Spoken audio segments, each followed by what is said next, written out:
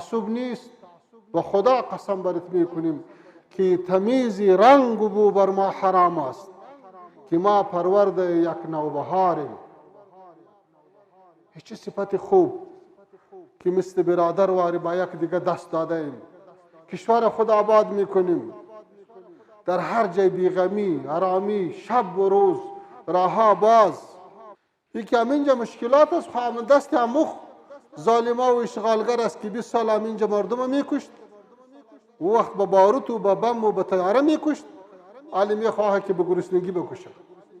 مسئولیت اونهاست، ولی ما و شما هم مسئولیت داریم.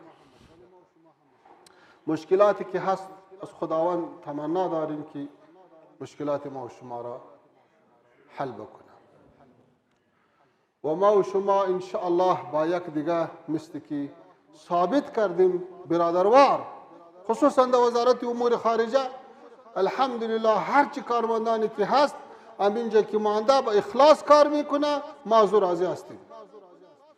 و یک چیز دیگه خدمت شما عرض کنیم که وقتی که حادثه رخ داد، شهدا شد، الحمدلله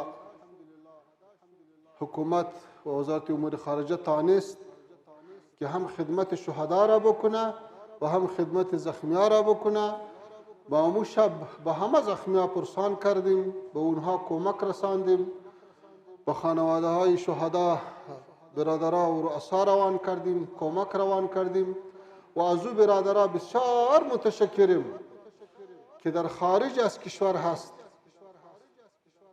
دیپلماتا هست، یا در حکومت سابق بود یا در حکومت فعلی، یا خانه نشین است یا سرکار، اونها هم شفقت کرده، میگه که ما به خانواده های شهدا کمک میکنیم.